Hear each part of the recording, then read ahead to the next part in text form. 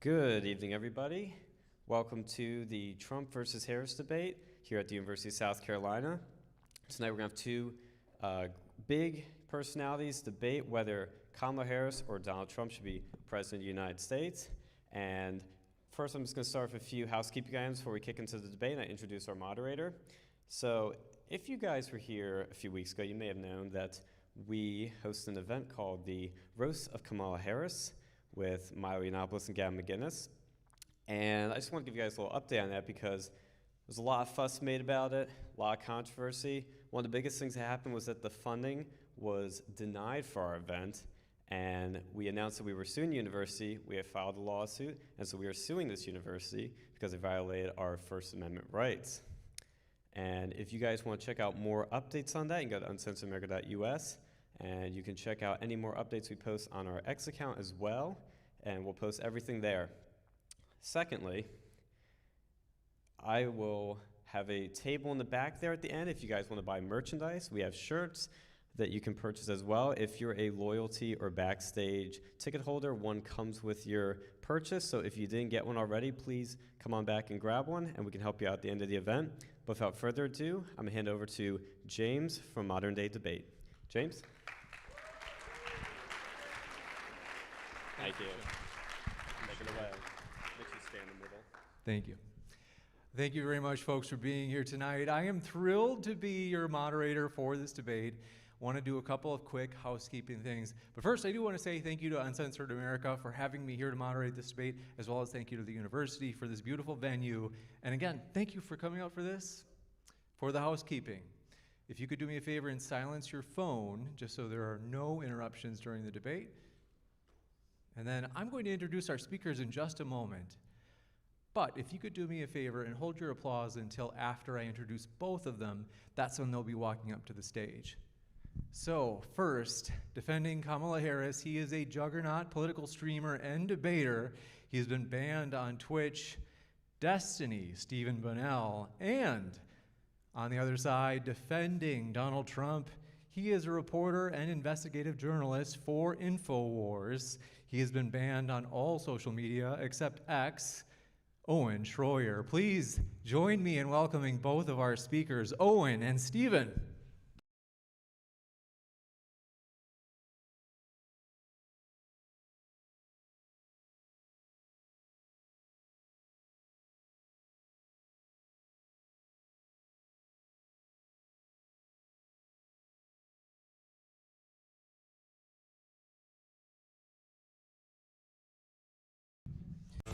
Yep. A real class act. So, I'm going to read our official resolution, which is, should Donald Trump or Kamala Harris be the 47th President of the United States?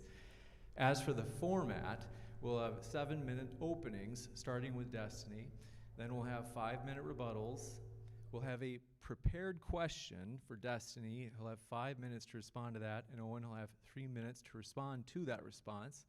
Then we'll have a prepared question for Owen, where he will have 5 minutes to respond, and then Destiny will have 3 minutes to respond to his response, followed by 15 minutes of open dialogue, 30 minutes of audience Q&A, and then 3 minutes of closing statements for each speaker. So with that, gentlemen, thank you both for being here. I'm going to kick it over to Destiny for his 7-minute opening statement. Stephen, the floor is all yours.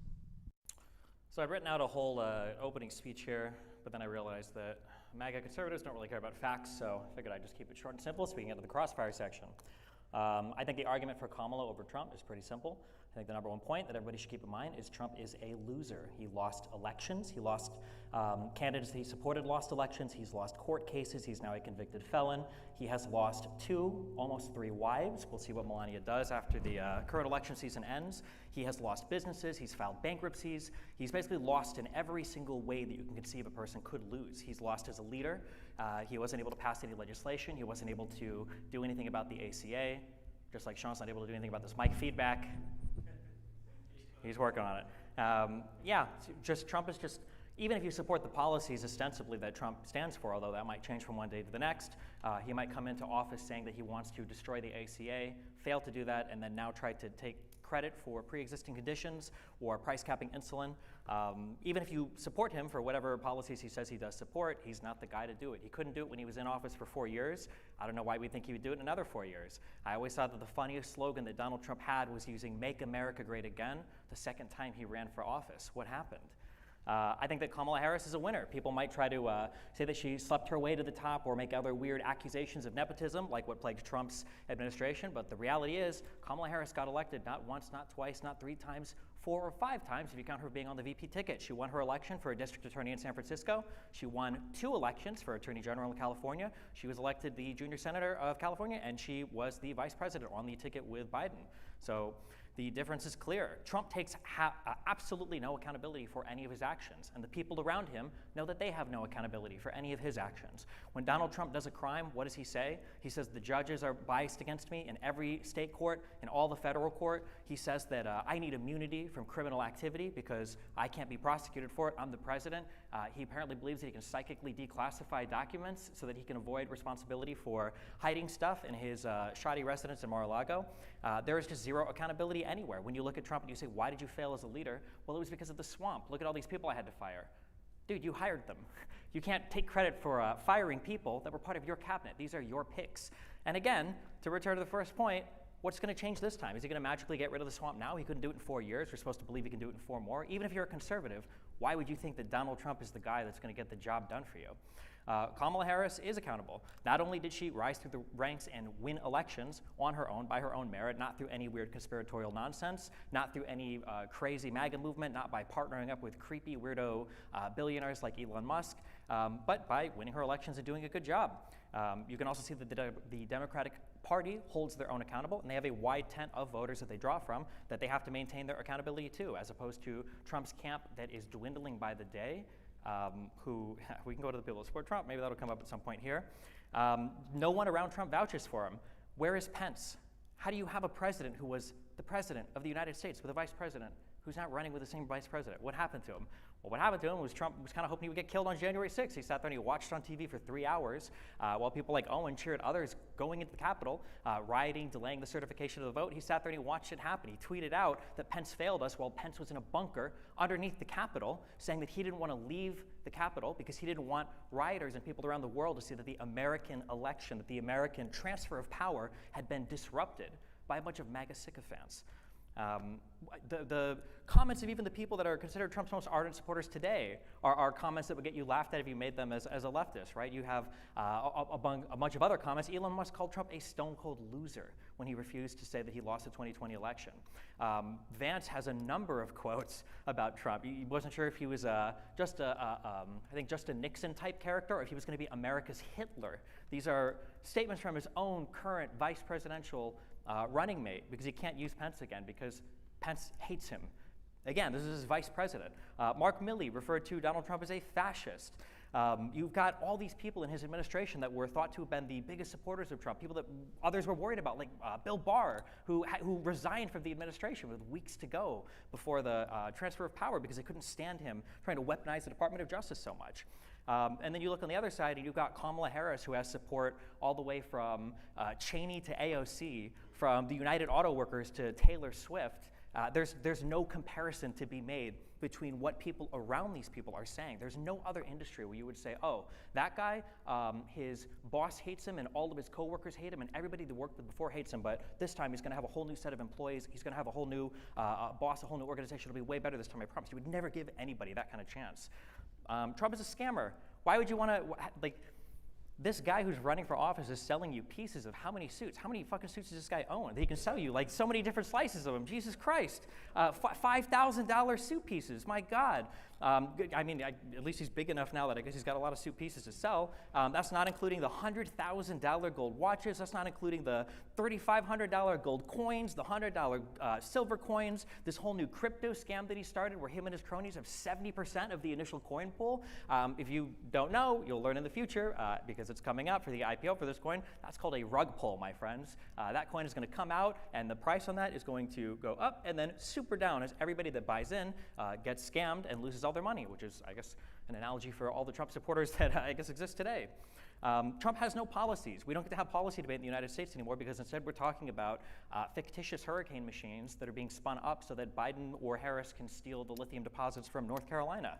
We don't get to talk about how Roy Cooper and Kemp and McMaster and DeSantis all said, DeSantis called me. He already called me. The federal government's doing everything they can do. Instead, you've got people that are fighting with FEMA now outside their houses because they don't trust the government response. And then you've got Donald Trump on TV saying that he would withhold aid from states like California if they don't play ball with him, if they don't play politics with him. It's insane. Every accusation that the Conservative Party makes is a confession to their own amoral behavior, and you can see it on TV. These aren't even things that we have to dig for. You can just watch what they say openly. I think that Kamala Harris is just a better leader in every possible measure that you can make when it comes to, I think, leading the United States, when it comes to the future of this country. I think she's got a better vision for America. I think she's got a better record. Despite the claims of being a DEI candidate, she's infinitely more qualified for the position than Donald Trump is.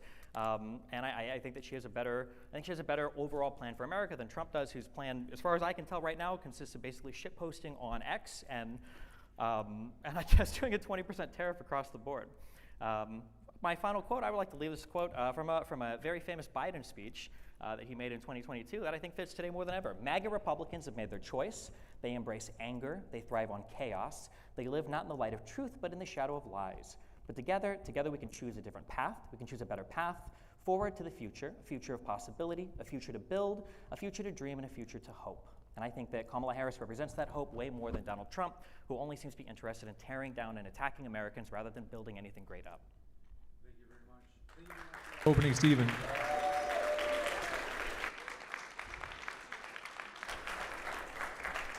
We'll kick it over to Owen. Thank you very much. The floor is all yours now, Owen, for 7 minutes for your opening.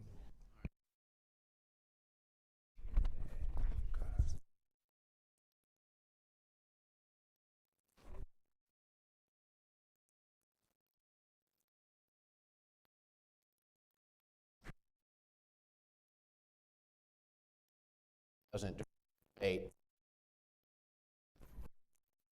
Check.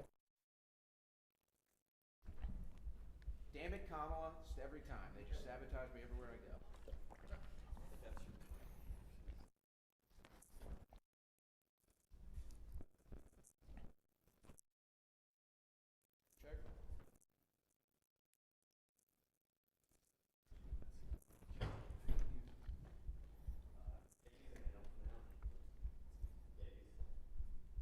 Check. Check. You want me to just use that? Check. What are you going to talk with then? I'll find a way. You'll have to project your voice. All right, can everybody hear me now? Okay. He starts off his opening statement saying MAGA people don't care about facts. We'll see who cares about facts during the course of this debate. Then you bring up his wives. Is that really a topic of conversation you want to get into? Wives? Yeah, I don't think so. He then talks about losses when I'm pretty sure you've lost every debate that you've had. So I don't know if you want to talk about losses either. You then mentioned Kamala being a winner. Maybe you can ask me a question. What primary did she win? What state did she win? Did she even get a single vote during the campaign process? The answer, of course, is no, she didn't. And this is the party that wants to protect democracy. He also says she's the most qualified to be president. Well, what are the qualifications? Kamala Harris has worked as a government employee her entire life. She's worked for the government. So yeah, if you want a permanent government bureaucrat, lawyer running the country, then yeah, Kamala Harris is your person. I don't really think that qualifies you. In fact, I think that qualifies you to get the hell out of government, because I think we can all admit that the government is corrupt. I don't know, maybe he likes the government. That'd be an interesting spot to take, but maybe that's where we're at here with the American left. So Trump actually comes from the private sector. He knows what it takes to build a business. He knows what it takes to fail and succeed at business. He's been doing it for decades. To me, that actually qualifies you. He's somebody that actually has to deal with people on the ground. That's why when he goes out in public, you can tell he's a very relatable, personable person. When people like Kamala Harris or Tim Walz go out, they have to force it, and it's really quite an embarrassment. We have a rare election. We've had 4 years of a Trump presidency, and we've had 4 years of a Biden and Kamala Harris presidency, and the results are in. You ask anybody who's fair and neutral and not politicized, and they will tell you their life has been better under Donald Trump. The economy was better. Disaster response was better. We started no new foreign wars. It's amazing. The American left used to be anti-war. When George Bush was in office, when Dick Cheney was in office, when John McCain was involved in politics, they were all anti-war. And by the way, they would have called those individuals war criminals. Now they beg for their endorsement and they celebrate when they get it. They don't even know where they are anymore. So I'll take no more wars. I'll take a secure border. I'll take a booming economy any day over whatever the hell we've had for the last 4 years with Biden-Harris, where the whole thing was just a fraud anyway. Now it's coming out that these two never even got along to begin with. To say the MAGA movement is dying is to just deny reality.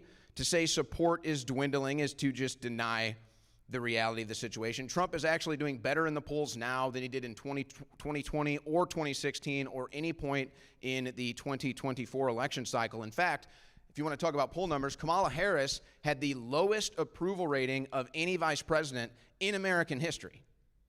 And they even wrote stories in left-wing publications that the Biden team was thinking about removing Kamala Harris from the vice presidency because her approval ratings were so low. But as soon as the media says jump and support Kamala, they all get on board, just like that. Now, there's a couple misrepresentations in some things he just said. First of all, my activity on January 6th, and I'm sure he's well aware of this, or he just didn't do the research. I was not encouraging people to go into the building. I am, in fact, on video telling people not to go into the building and steering people away from the Capitol. So that's the fact of that. But let's just put something into perspective. The American left loves to pretend like they're the anti-establishment, yet here they are supporting the lifelong government presidential candidate. They love to pretend like they're the freedom warriors, yet he's going to attack me because I've been attacked by the government. Yes, that's right. I was put in prison for my government speech. I was censored all across the internet for my speech. So if there is a freedom fighter on this stage, it's me, not him. Then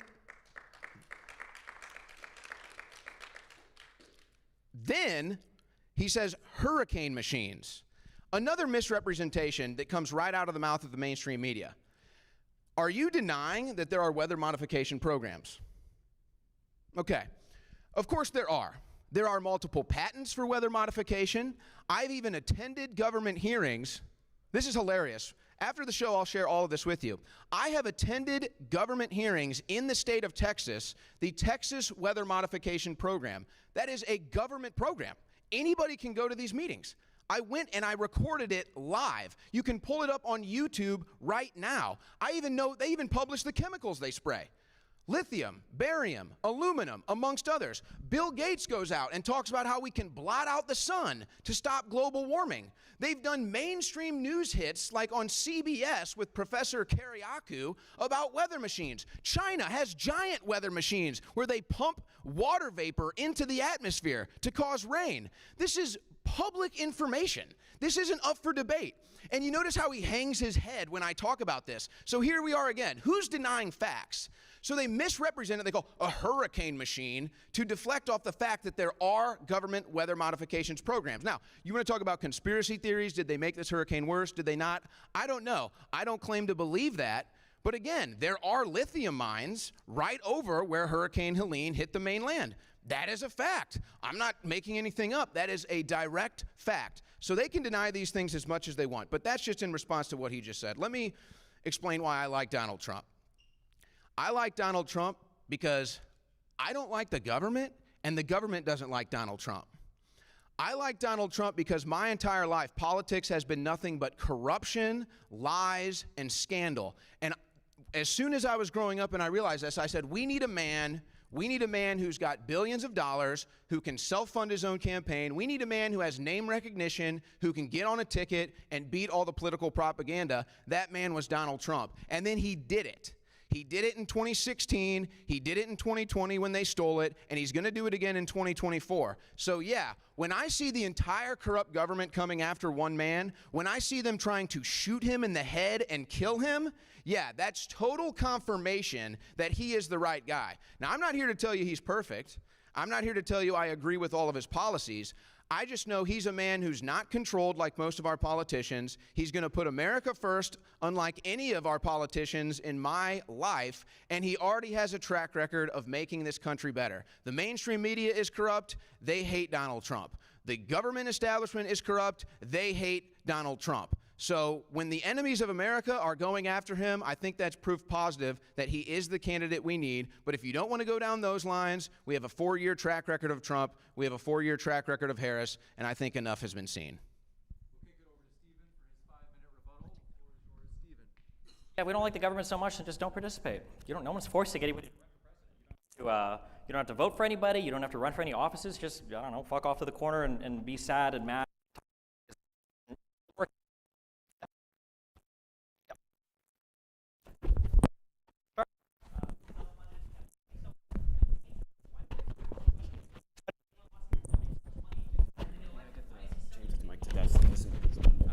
Why is he selling 50 million different products? Well, funnily enough, that's just to enrich him personally. Whoa, hello. I guess those are just for personal enrichment, because actually when you go on those websites and you look and you see for any of the things that he, here, this is feedbacking. For any of the products that he's selling, all of those explicitly are marked just for him personally. They say they have nothing to do with the any kind of election campaigns at all. If you don't believe me, just go to the sites. Google Trump watches, Trump sneakers, Trump suits, Trump NFTs, Trump crypto, whatever. All of them will say they're not associated with the campaign. So I guess he's just personally enriching himself off of his election run. That doesn't sound not corrupt to me, but okay. When we talk, there's so many delusional conservative talking points. So the no new wars. Well, I mean, technically, the United States hasn't declared war since World War II. What does no new wars mean? Was it no new wars when Trump bombed an airport in Syria? Was it no new wars when we assassinated Soleimani in an Iraqi airport? Was it no new rules when Trump peeled back some of the transparency on the drone strikes in Yemen that it took Biden to end? Was it no new wars when Iran was bombing Saudi Arabia? Was it no new wars when we abandoned our Kurdish allies to Turkish attacks when they invaded Syria? Is it what are the no new wars? It's like the weirdest game of semantics in the entire world. There was absolutely military conflict that was happening overseas under Trump, but to pretend otherwise is to be delusional, which I guess is to be MAGA. When we talk about January 6th, I see we still have this idea that the election was stolen. What happened? Where was the proof? Where was the Kraken? Why is it that people like Powell and Eastman and Giuliani and Trump promised us all this evidence, all these court cases? Court. What happened? Most of these cases had evidentiary hearings. There was nothing. It would be an affidavit of a person seeing something going into a mail truck and saying, I think that these are stolen ballots, with no evidence, without even knowing what a ballot looks like. You can hear all of this. All of this footage is freely available on YouTube. You can listen to them present their case in front of state legislatures, in front of courtrooms. Giuliani doesn't know Giuliani doesn't even know how to present a criminal case anymore, apparently.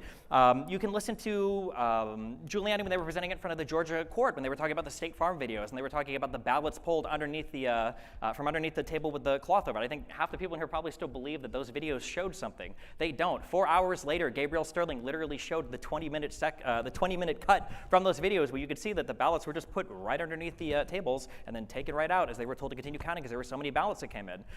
Every single one of these weird conspiracies about election fraud, all of them were debunked within hours of them coming out. People still believe them. People still spread them. Because remember, when the truth isn't good enough for a person to make money on, they have to sell you a lie, which is what Trump's campaign is all about. It's about lie after lie after lie. Nobody up here is talking about whether or not cloud seeding is real. Nobody here is talking about whether or not you might be able to influence the amount of precipitation a place receives. People are talking about the conspiracy that you are alluding to, even though you're trying to be tricky and pretend you're not, that the government was creating hurricanes to steal lithium from itself? I don't even know what the conspiracy is here. Like, if the government is so powerful that they can create hurricanes that I guess got degraded into a Cat 3, I don't know, maybe they didn't have funding for the hurricane machine, I guess. I guess if they're sending hurricanes, why wouldn't they just buy the company or steal it that way? If Hillary Clinton is strong enough to kill Seth Rich and Podesta and them are doing satanic sex rituals, wouldn't they just take a 20% cut of the company that was mining the lithium? Like, these conspiracy theories aren't even good anymore. At least Jews doing 9/11 made sense because, Israel's trying to get us to attack the Middle East. Okay, at least stealing the oil made sense because, we have to go and we have to steal the oil because it helps our country. But now the conspiracy theorists don't even believe that oil is what it is. They don't even believe in dinosaurs. They think that oil is like a self-replenishing resource that comes from the fucking ground. He probably believes this. It's just. Oil is actually dinosaurs? He doesn't believe. If you have conservative family members, you ask them, do you believe in dinosaurs? They don't believe in dinosaurs anymore. It's not a real thing. And oil is a self-replenishing material that comes from the ground. Donald Trump tried to steal the election on January 6th. He created fake slates of electors. Every time you guys go to vote for president, you vote for the electors, and then they fill out their vote, and then the governors on December 14th, they say, okay, cool, we see the vote, we're sending it to Congress. Donald Trump had like 79 different electors attest to being the actual electors. In Michigan, these guys talked about, let's hide in the basement of the Capitol, and then we'll come upstairs and we'll fill out our certificate on December 14th to make it more legitimate. He had these. These are made. You can go online. You can Google them. You can look at them. They are fake slates of electors with people that perjured themselves. There's a reason why Giuliani is now disbarred. Sidney Powell is now disbarred. Eastman is facing disbarment. Donald Trump has 34 felony convictions. He's facing 3 other cases, and his only defense is, I need to have criminal immunity for all of my behavior. There's a reason why these people that say Biden has weaponized the DOJ sit by quietly while his son is literally convicted of crimes. Meanwhile, Donald Trump pardons every single crook that worked with him, every single person that refused to answer to subpoenas for the very investigation involving his election corruption, who came out and said to the media, Roger Stone said, I'm not going to squeal on Trump. And then he doesn't. He gets held in contempt. And then Donald Trump pardons him. This is insane. To say that this is the party of law and order, I don't remember when the Republican Party became so deranged and unhinged, where they cheered on people attacking police officers, where they cheered on a president who pardons military contractors who were accused of killing civilians in Iraq. It's just, Trump's entire campaign and legacy is absolutely insane. And I don't know why we would think, I guess like the central question I would have is, if you are a conservative, I can understand not wanting to vote for Harris or Biden. Fuck, Harris is a little bit too left for me when it comes to economic policy. I don't deny that. And I can understand if you're a conservative why you'd be uncomfortable voting for her. But why would you think Trump is your guy? He had 4 years to do it, and he failed. The end of his campaign, the end of his 4 years was marked with what? BLM riots and COVID lockdowns and an inability, problems facing the country. And I just don't know why we would expect to see anything else. We'll kick it over to Owen for his 5-minute rebuttal as well. Thanks, Owen. The floor is all yours. Okay. Oh, you have to flip the switch, the horizontal switch. All right. Wow. So that's funny. The last thing you referenced, BLM, left-wing terrorism, and then you mentioned all of the lockdowns and the mask mandates and the vaccine mandates, again, all Democrat Party policy. So now you're arguing for my side. And you mentioned law and order. If you look at every Democrat-run city in this country, you will find chaos, destruction, degradation, poverty, and crime. It's just a fact. So, okay, law and order, again, how can you be a Democrat and talk about law and order when everybody knows that the blue cities are the most dangerous places to live? You've already sacrificed the point on weather modification, so I appreciate that. You know, the problem is, all of your viewpoints come from the mainstream media. And so I don't know when you've all of a sudden just blindly trusted government or blindly trusted the mainstream media, but it seems like that's where you're at in your life, based off of the things that you're muttering and stuttering up here at 500 words per minute. So I think that that's your problem. Now, Trump is the only person who got into government, specifically the White House, and lost money. He's the only one. Every other president, including Barack Obama, has come out with hundreds of millions of dollars, okay? So that's another fact. Of course, you would want us to sit out politics, because when we get involved, that's when you guys lose. But to say that I can just sit out and avoid the government and avoid politics, well, what exactly are you proposing? Yeah, I guess I could go be a homeless person in a blue city and live on a river, but I don't want to do that. I want to be part of civilization. I want to be part of the United States of America, and I have to pay taxes if I want to work and build something. I don't want my taxes going to foreign countries. I don't want my taxes going to foreign wars. I don't want my taxes going to illegal immigrants, non-citizens, and the list goes on and on. So no, I'm not going to sit out. I'm going to restore and reform the republic. That's what we're trying to do here. And this issue, you bring up wars. There was no war in Israel when Trump was president. There was no war in Ukraine when Trump was president. Both of these wars have accumulated for more than $200 billion. $200 billion. I imagine at some point in tonight's conversation, he's probably going to bring up free health care or some other social service. Maybe not, but let's just say that he does. because that's what the left loves. When they bring that up, I would love one time for them to talk about all the foreign aid that we have allocated every single year. Billions of dollars, now hundreds of billions of dollars under the Biden-Harris administration. Don't talk to me about free stuff, healthcare, education. Don't ever bring that to me until you cut the foreign spending. You're never going to convince me to give any of that money until we cut the foreign spending. Then you want to bring these hundreds of billions of dollars back in? Okay, maybe. But all this stuff you brought up about wars in the Middle East, again, Bush, Cheney, McCain, who all endorsed Harris now. They're all on the Harris side. So that one doesn't really hold water. Clearly, you did not pay attention to the 2020 election and the aftermath because you don't know what you're talking about. There were multiple sworn affidavits. There were dozens of them. There were cases where they presented all the evidence. And in fact, there were multiple cases that resulted in charges, including in Fulton County, Georgia, Atlanta, where they were double and triple counting ballots because that's a blue area, so they count them as many times as possible to run up the lead for the Democrats. And anybody who looks at the graph from the 2020 election results will see in the 4 key states, one pattern happened every time. In Georgia, Pennsylvania, Michigan, and Wisconsin, Donald Trump was winning the entire day. The entire day. And then right at 3:30 in the morning, in each one of those states, the perfect amount of votes came in for Biden, and the graph shot literally straight up. Literally. You are not being honest with yourself if you don't look at that and say that's some sort of an anomaly right there. When Mark McGwire and Sammy Sosa both hit 62 home runs in the same season, the anomaly was steroids. There were vote steroids for Biden that year, and anybody who's not observing that and being honest about it is just either not looking or, again, not being honest about it. So I think we're probably ready for questions now. I've just responded to all his comments. Got it. Thank you very much for that rebuttal as well. We're going to jump into the prepared questions. So I'm going to read these as loudly as I can. And for Stephen, this first question, of course, Stephen will get 5 minutes to respond, and then Owen will get 5 minutes to respond to him. The first question for Stephen, given Trump's 2016 border wall idea was labeled by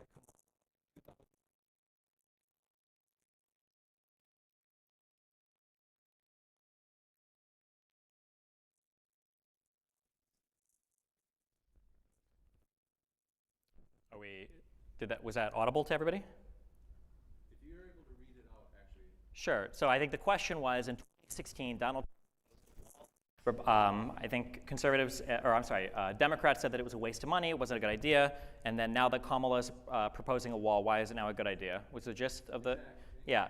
The idea that immigration policy could be boiled down to having a wall or not is childish. There's a whole bunch of stuff that goes into making good immigration policy. But the reality is most people, especially conservatives, don't think that illegal immigration is a big problem in the United States right now. It's very, very, very easy to prove this, because if you look at what happened on the border, you saw that there was a bill in Congress to address those issues at the border. Everybody was on board with voting for this until Donald Trump came in and said, no, I need you to keep the border open because I need to run on this as an election issue. You can listen to McConnell talk about it. You can listen to Cruz talk about this.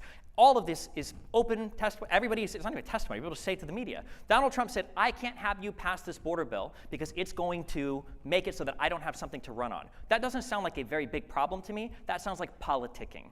Much the same, when Donald Trump was in office, Donald Trump didn't do any of the things that he said he would do at the border. He didn't get any legislation passed. He didn't make any substantive changes legislatively or through the legislature by working with them to actually effect any good border policy. He didn't get any money from Mexico. That was a complete and total lie. He failed on basically every single measurable outcome. He wasn't able to do anything. So again, if you think that the border is a problem, why would Trump be your guy to fix it? He did nothing except for what he could with executive action, and he's not able to lead the Congress in getting any comprehensive immigration stuff done. And the one time there was a good bill on the table that would have alleviated a lot of the issues with the asylum-seeking process, he shot it down. This guy over here is probably very keen to misinfo a lot of the stuff about the border bill, so I'll get ahead of a few of it because I know a lot of the dumb talking points, like the $200 billion in aid, the majority of which is used weapons, which last I checked can't help anybody with their health care in the United States. But for instance, when people talk about the border bill, they'll say stupid things like, well, that bill would have let 5,000 people a day in. No, what that bill would have done is if the caps hit a certain level or exceeded a certain level, the federal government would have been able to unilaterally shut the border down, which would have actually prevented more people from coming in if numbers got too high until the numbers had come back down. This bill would have allowed for more asylum judges to be paid for so that we could work through the backlog of people better. This bill would have allowed for more border security and for more people to prevent people from coming over illegally across the border. This bill would have helped a lot of the problems with the border, but Republicans were more keen to see a fight over politics rather than alleviating the problem, so I guess it was never really that big of a problem to begin with. Thank you, and Owen, you have 3 minutes to respond. Well, that's just a blatant misrepresentation of the congressional bill. It was never going to permanently shut down the border. It was going to set a cap per day, which would have maxed out still over 1 million border crossings per year. And they love to play this game with asylum. They're basically just rewriting the laws, and so anybody can seek asylum. Anybody can get on the app, the CBP One app, and claim to be an asylum seeker. This is not asylum. Asylum seekers go to their bordering country. That's an asylum seeker. These are people who are coming to the United States of America for free food, free health care, a hotel to stay at, and a free transportation trip wherever they want to go. That's why they're coming here, and they've basically rewritten the laws where everybody is rubber stamped as an asylum seeker. So you can sit here and say, oh, asylum seekers, asylum seekers.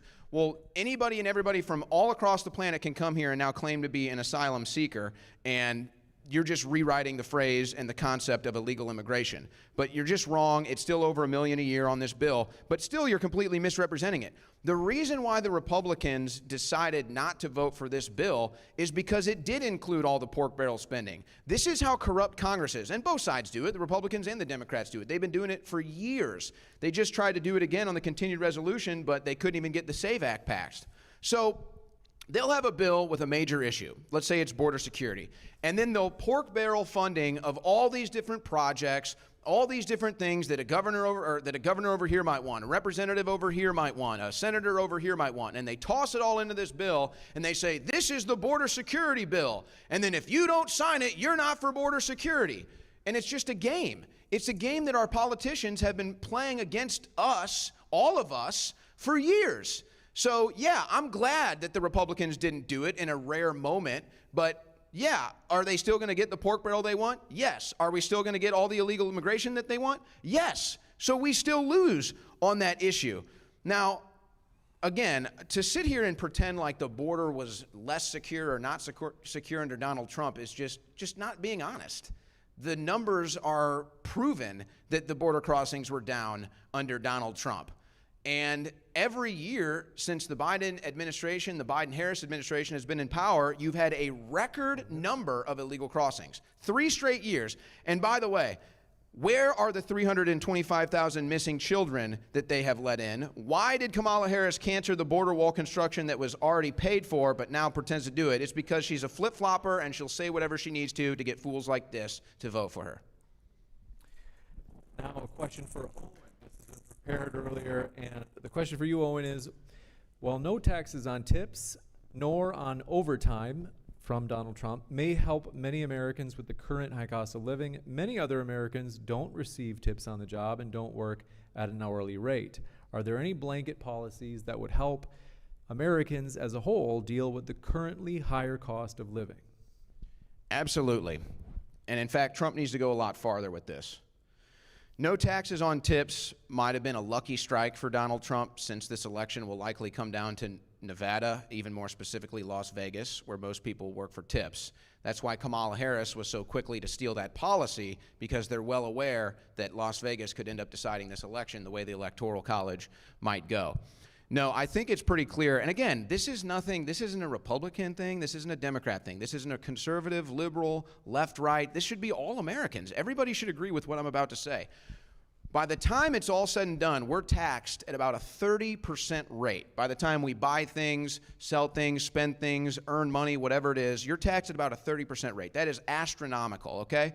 What we need to do is a flat tax, and I would just say just a sales tax, and that's it. We should have no income tax, no federal income tax, no state income tax, no tax on tips. You should be able to make a transaction without the government getting involved 5 times, reaching into your pocket and shaking you down like the mafia that it is. So if we need tax for certain things in civilization, we can have a small sales tax, and that would be more than enough to still pay for the roads, the police officers, and everything else. It would be more than enough. Yeah, we might not be able to afford all the wars overseas. Yeah, we might not be able to give Ukraine $200 billion and Israel $10 billion every time they come to Washington, D.C. Yeah, we might not be able to afford that. Oh, well, I think the American people will be able to get over that, quite frankly. So, no, I don't think it goes far enough.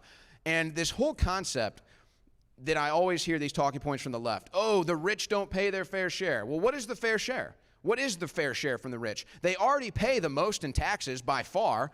The rich pay 90% of the taxes, but this is still solved with a flat sales tax, because who's going to be taxed more on a flat sales tax? The rich. Who's going to be buying a yacht? The rich. Who's going to be buying a skyscraper? The rich. Who's going to be buying a jet? The rich. So it really knocks out all the problems. It takes care of the left wanting the rich to pay more taxes because they buy more things, spend more money, and it gets the government out of the middleman and the middle class and the lower classes' lives where we're not spending as much on taxes either. So it's a nice policy to get a talking point started. It's a nice policy that could end up determining the results of this election, but this is beyond party lines. We are taxed way too much. We need to cut taxes down to almost nothing. And by the way, for all these people that want more government services and all this thing, why don't they just volunteer to pay more taxes? I'm sure the IRS would take your check. But I noticed that all the people that want more taxes, they never volunteer to pay more taxes. They want somebody else to pay those taxes, not themselves. Somebody else has to pay those taxes. So I'm not going to do the class warfare crap. Every single American should be upset at how much we get taxed. We used to throw tea in the Boston Harbor for a 2% tax. Now we tax about 30% of the money that we make and spend. It's over the top. It's out of control. We need to cut this thing down. And Trump just going after tips, payroll, and all the other things he's mentioned, I think Social Security, yeah, that's a nice start. Let's keep going. Let's keep cutting. And cut the government down about 98% too, and you won't need all these taxes. Thank you. We'll kick it over to Stephen for his 3-minute response. So the unfortunate reality... Can you hear me? Yeah, so, I mean, like, if you have no understanding of economics, I guess we can say that a flat tax is a good idea. Allow me to introduce a very simple concept. It's called marginal utility, okay? What does marginal utility mean? It means that the next dollar that you have means a little bit less to you than the one that you had before. So what does that mean? Well, if you go to somebody that makes $40,000 a year and you say, hey, give me $5,000, that $5,000 from that person means a whole lot more than you go to a person that makes $500,000 a year and say, hey, give me $5,000, because the marginal utility of the next dollar that you earn is less and less and less. Once you're making past 7 figures, you might not even miss $10 or $20 or $30,000 missing in your account, because who keeps track of it? Whereas when you're poor, or when you're working poor, or when you're lower middle class, or even middle class, you do notice when there's an extra few $100s that go to a tax, an expense, whether it's childcare, whether it's whatever else. These are costs that everybody has to deal with. In order for our society to function, in order to support the successful businesses and billionaires that we have in our society, some level of redistribution is probably required. Probably doesn't work when you have a society with some people that make billions of dollars, whether that's in the appreciation of assets or whether that's through W-2 wages or whatever, right? Millions of dollars through W-2s, right? And then you have a bunch of people that can barely afford to live in the cities that they are working for these people in. When I stream my stuff on Twitch, or if I stream my stuff on YouTube, I'm not just relying on my stream and the people watching me. I'm not even just relying on the engineers that keep all of that infrastructure working. I'm also relying on the people that keep the buildings clean. I'm relying on the people that work as baristas and servers that serve the people food, that might work in these downtown areas. I'm relying on the bus drivers. I'm relying on the emergency medical services. There's a whole chain of people that exist that make it so that I can do my job that I think it's okay to pay into. And anybody that's in America, a country that allows you to be the best version of yourself more than any other country in the world. I think that when you live in this country, I think that you also do owe a debt to it. And you owe a debt to the people that work in this country and keep it running. And the idea that somebody making over $1 million a year can't pay a little bit more in taxes to keep that country functioning is absurd to me. And then this idea of, oh, well, if you think it's so important, then why don't you just pay more taxes? If there's a stone in the middle of the room and it takes 10 of us to lift it, and there's one guy saying like, hey, we should go lift the stone, you say like, oh, well, why don't you go lift it on your own? It doesn't make any sense, right? A few people saying, okay, well, fine, I'll pay more in federal income taxes doesn't really do anything for the country. This idea of the citation to the Boston Tea Party is hilarious, given that MAGA people are some of the least constitutionally respecting people in the history of the United States, whose president literally said he would terminate the Constitution because he wanted to go and find voter fraud. A guy who, given a softball question by Sean Hannity, asking him, hey, when you were talking about what you would do in office, that was a joke, right? And he's like, it was a joke, except on day one, I will be a dictator, okay? This is the guy that you're going to talk about and then bring up the Boston Tea Party. Also, the Boston Tea Party didn't happen because of no taxation. It happened because of no taxation without representation. The second part is important. We can consent to being taxed. We can vote on politicians that do taxes. We can vote on politicians that do spending. If you want to do something about the level of taxation as well, you have to pair it with budget cuts. This idea that Donald Trump is, again, the guy that is going to help you because he's going to cut taxes, where are the budget cuts? What are you actually cutting from the budget? And keep in mind as well that on the federal spending, 25% of this is in our discretionary spending. So when you're crying so much about, oh, foreign aid to Ukraine, which again, you haven't addressed, but it's like $20 billion in cash, not 200, okay? The rest is usually in the form of old armaments, so we have to pay the upkeep anyway. Where was the spending cuts from Donald Trump? They didn't exist. So what, are we just going to continue to deficit spend 75%? We have to move. Thank you very much, Stephen. Can I get a quick rebuttal? Can I have a quick rebuttal? The open dialogue. We'll have you open the open dialogue as we have 15 minutes devoted to it. This is your chance to start with that rebuttal right now. First of all, what cities are so expensive to live in? Democrat-run cities. And again, he talks about redistribution. Is this the open? You talk about redistribution Wait, again. when those cities are expensive, do you acknowledge that those cities produce more economic output for the country than all the red cities? This is what I mean when I say these people don't live in reality. But like, why can't you acknowledge that? Because you'll very quickly say things like, oh, well, there are more homicides in Chicago. Yeah, there's more people that live in Chicago, and Chicago is what makes Illinois all its money. That's where the money comes from, or the blue cities. It's not just blue states that subsidize the existence of red states, which is true. And by the way, all of those governors were so happy for the American Rescue Plan when Biden was there to hand out money to shore up their budgets. But then when you want to talk about expenses and living and all these other things, now you want to talk about how blue cities need to be held responsible, but you don't give them credit for the economic output? It's insane. It's a nice deflection. So Democrat cities are the most expensive to live in, so I'm glad you at least acknowledge that. And again, more expensive to live in the U.S. than Uganda as well, right? It is, right? So you can always volunteer to pay more, all right? If you want to redistribute wealth, you can be the hero, man. You can empty your bank account right now, but I bet you don't. I bet you're actually living pretty rich. I bet you do pretty well. And you want to bring up the Constitution. The Constitution actually states when the United States government becomes corrupt, it's our duty to reform the government. That's what article in the clause is that? Is to terminate, Second to suspend of all, the rules you can of read it Constitution? again. Which Constitution are we talking about? We live in a constitutional republic. We don't live in a democracy. What is the contradiction there? What do you think? Hold on. What is a republic and what is a democracy? A democracy is where a bunch of lunatics like you can vote away my rights. A democracy is where 3 wolves and a sheep vote what's for dinner.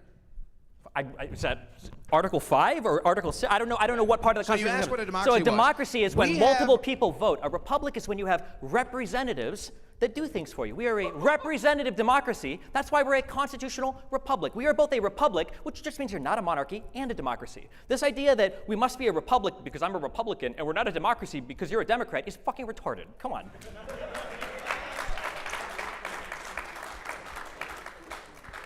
So again, we live in a constitutional republic where we have unalienable rights given to us by God, the Creator. Democrats don't want you to know that because they want to be able to vote away your rights, like they want to be able to vote away your Second Amendment rights, vote away your First Amendment rights, and they'll go right down the line, okay? So that's why these people love democracy. Because when we they say want vote to be away able your to rights, vote are we talking away about your rights. abortion that we lost to a conservative Supreme what Court? bill- Are we talking bill about the of Second rights? Amendment when Donald Trump did the bump stock ban? I'm sorry, how a were your bad gun ban. rights attacked under Biden? It was a bad ban. I And they agree. came under Donald Trump, so why would he be the guy, no offense, but a liberal from New York, which is what Donald Trump is, that's the guy that you want defending your gun rights? So you now have the President of the United States and the Vice President and the next would-be Vice President, Tim Walz, have all said they want an assault weapons ban, okay? What even is an assault weapon? Can you tell me? A scary big black rifle that Democrats have been crying about for 30 years. They haven't banned it yet. I don't think they're going to ban it in this administration. Very intellectual. By the way, what is a rich person's fair share? What is a rich person's fair share? I think that the level of taxation should match appropriately the spending that we want from our federal government. Also, the reason what you asked me an assault rifle, there is no definition for an assault rifle. I acknowledge that. I don't want to ban assault rifles. Tim Walz and Kamala Harris both own firearms. Walz is a hunter. When was the last time you saw Trump with a firearm? I watched Roseanne, it was Roseanne, I think, with a firearm, right? Where she almost killed herself on a Twitter video with one? Jesus Christ. So what, in the Bill of Rights, where is abortion mentioned?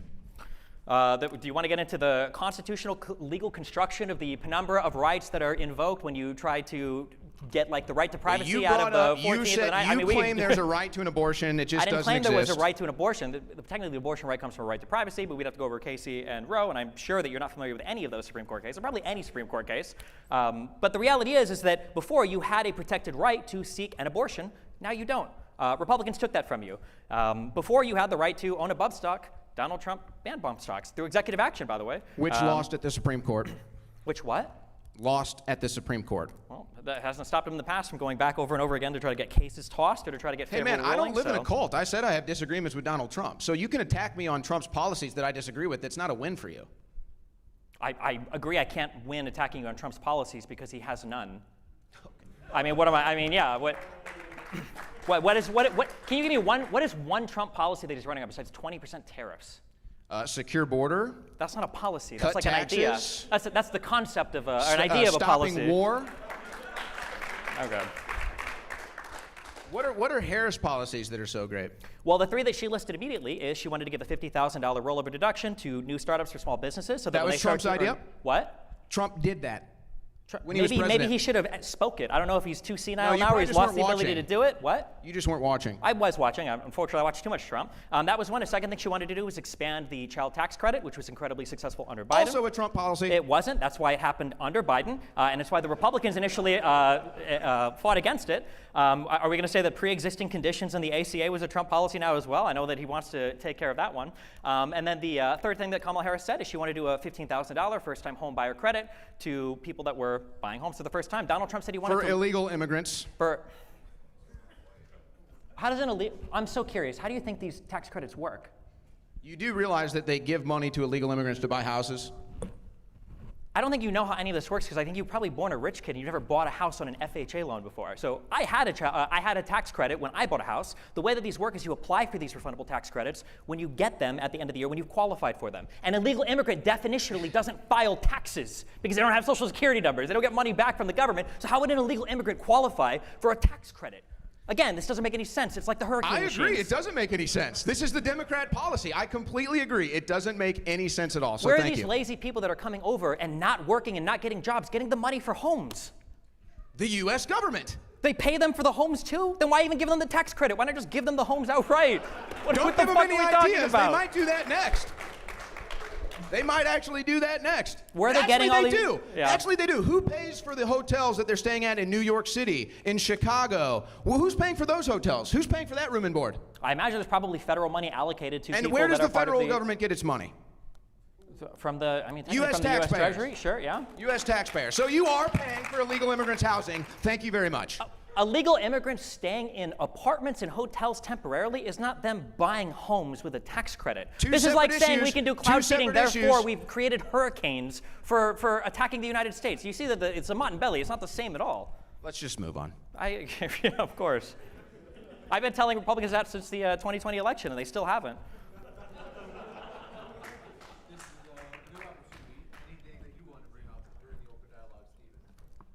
Yeah, do we acknowledge that Trump probably lost 2020? Have we gotten over that yet, or? No, I don't want to relitigate that, but I would be happy to show you the results on the graphs where at 3:30 in the morning in 4 states, Biden's votes go straight up. Is that normal? No, it's not normal. So what do you think that is?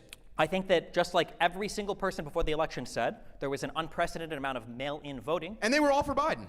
A lot of them were. Did you Of not course. listen? Of course they were. Of course they were. And they all came right at 3:30 in the morning. Because Donald Trump spent a year in the lead-up telling his people, don't vote via mail-in ballot. You are so Do you remember gullible, that man. happening? Did you watch Donald Trump for a year You are say, so we don't gullible. vote via mail-in ballot, we go to the polls and vote? And you know why he did that? We know why he did that. Because Roger Stone and Manafort, two corrupt lunatics that Donald Trump has both given full pardons to, by the way, are on recorded audio saying Donald Trump is just going to declare himself the victor on the night of the election because he knows he's going to get destroyed when the mail-in ballots start coming. And he knew did that Donald because Trump he told, declare himself the victor, because or did he told- leave the White House? Do what? Did Donald Trump leave the White House? After a failed insurrection, yes. A failed insurrection. Who ran the insurrection? Donald Trump and the Proud Boys and the Oath Keepers and everybody that broke into the Capitol and delayed the certification of the vote. Do you really believe that? Was the vote certification delayed? What is an insurrection? Wait, was the Hold on, vote hold on. no, What is an wait. insurrection? Was the vote certification delayed on January 6th? No, it went through. They certified. Did Trump? Did Trump? Hold on. I'm so sorry. I don't know who you're answering right now. Was the vote certification delayed? Was Congress called out of session on January 6th? Yes, I think for a couple hours. For several hours. So by the end of the day- why were they called out of session? So by the end of the day, You see how we can't live in reality? You see how this doesn't work? The No, country okay, doesn't no, no, no, function no. when you have If people you wanna that go refuse back to and call accept. this an insurrection- The craziest thing is it's all on video. We've seen all of this. So None of this is a mystery. Tell right? me what an insurrection is. Just define it for me. I don't have to define it for you. I'm just asking simple questions. On January 6th, there was a certification of the vote. That vote was disrupted by violence. All right, If all you right, want to get into what okay. an insurrection is, you could say that it was a crowd of people that had gathered with a common purpose to use the means of violence or intimidation to disrupt an official federal proceeding, such as the certification of the 2020 vote, the outcome of that election, which is why it would probably qualify as an insurrection. Okay. How many guns were at this insurrection? You don't need a gun for an insurrection. Zero. Zero? And- Wait, the and cops how many? didn't have any guns? Oh, the cops had a gun. That's right. They Oh, killed an okay. innocent So that was person. what you just said, which is That's wrong. right. They What killed did an Ashley innocent Babbitt get shot person. with a slingshot? What do you mean there were zero guns at the insurrection? So, okay, You don't so think the any of government people on had the Capitol guns, go- so you don't that's think- good. So that's what happens wait, when only the hold on. government has the Are you, guns. just to be clear here, none of the people on the grounds of the Capitol had any firearms on them? Not a No, single not a single one. Really? Not even though the Secret Service said 80% of the people that were at the Ellipse just an hour earlier listening to Trump's speech didn't go through the magnometers because they saw people in the crowd that had firearms they didn't want to go through that all marched to the Capitol building. What, did they drop their gun off at a hotel? Did they give it to a friendly police officer? Not did a they find a single fellow gun. DC BLM guy to hold on to their rifles?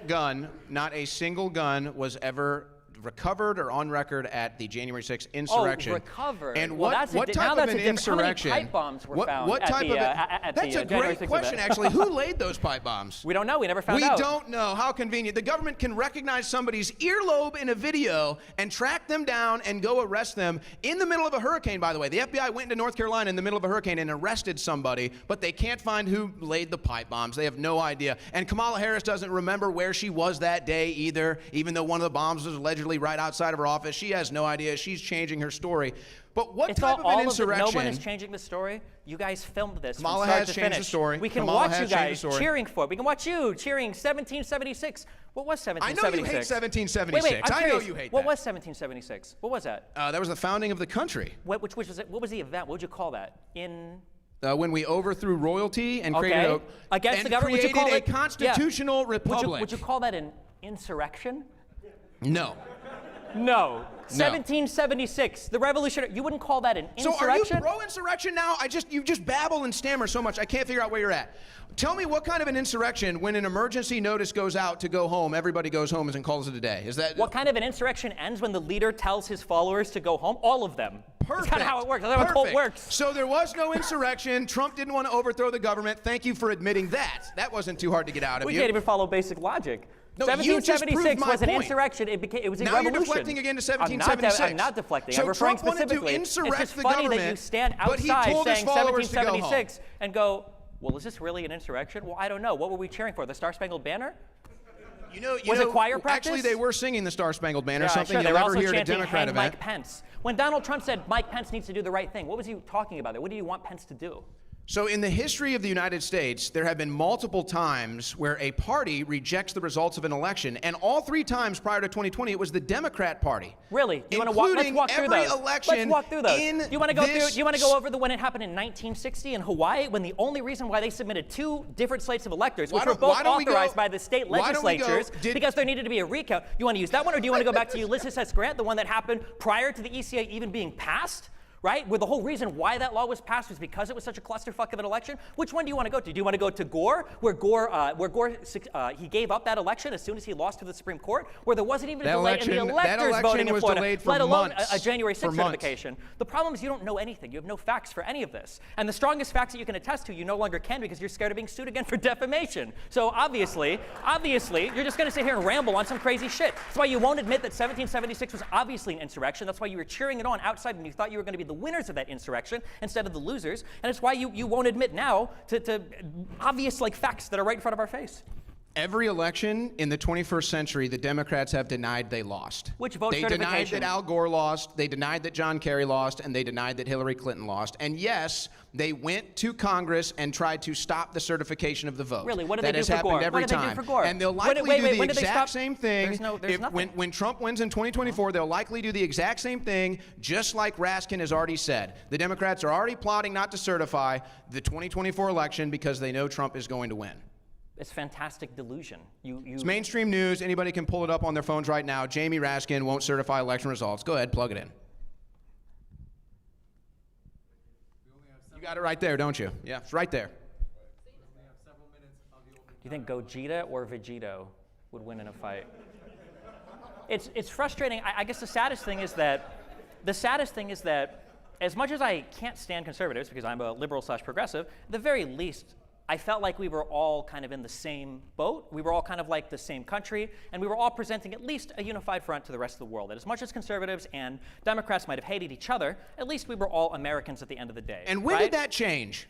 When did that change? Well, a big change. When Donald Trump became president of the United States. And they lost their mind because they couldn't control him, they couldn't bully him, they couldn't get him to bow down to political correctness, and so this is them, stuttering and spamming all over the place like lunatics, trying to get Donald Trump killed, assaulting Trump supporters, and lost their minds. Why do you think Elon Musk left the Democrat Party? Why do you think Tulsi Gabbard left the Democrat Party? Why are so many Democrats like Vernon Jones leaving the Democrat Party? Because this is your Democrat voter, right here. Nobody wants to be a part of this psychotic movement anymore. Nobody. Psychotic movement when you guys Yeah, literally psychotic. tried, you guys invaded the Capitol. Your side believes in trans kids. Who wants to Your trans side kids? wants to pay for trans Most surgeries people in aren't the okay prisons. with it. You guys Your don't even side acknowledge lets in what 10 you've million done. illegal immigrants. Oh Your my side starts God. wars all over the world. Our side is the party of sanity and the party of common sense. And if you can't see that in this debate, then you're never going to see it. You're never gonna. The party of sanity is the party that doesn't believe in dinosaurs and thinks that we create hurricanes. What are you talking that about? Do you believe in dinosaurs? You think What they're is this real? dinosaurs? Wait, What are you talking about do you think dinosaurs? the dinosaurs Do you ever play roam with the earth? dinosaur Do you toys? think the Why do you dinosaurs? bring this up? Do you think the dinosaurs Is that ever a roam the dinosaur earth? on your necklace right there? What do you is ever that? think? Do you think the dinosaurs roam the earth?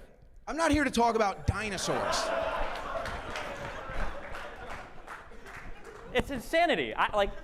It's crazy to me. You know what? You're a political dinosaur. You're stuck in the past. This is the future right here. You don't even acknowledge the outcome of the last fucking election. How am I the one stuck in the past?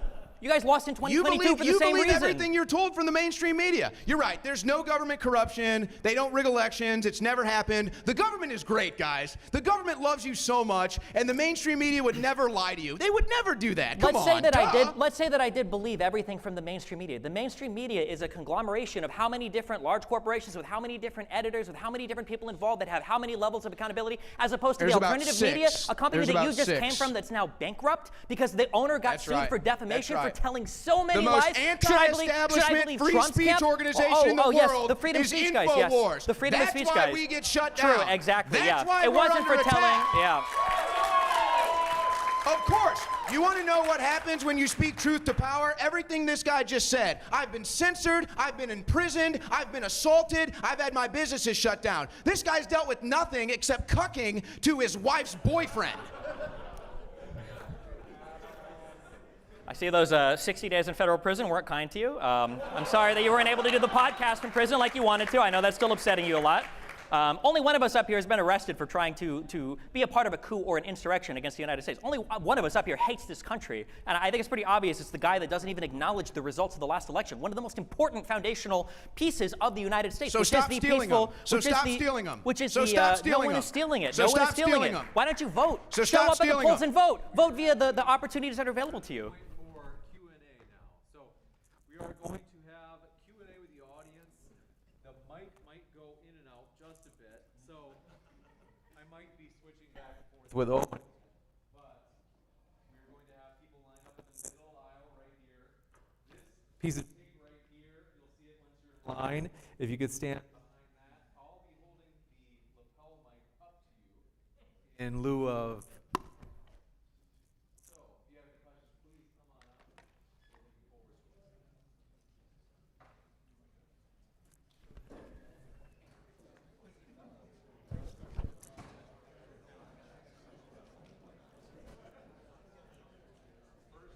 Question.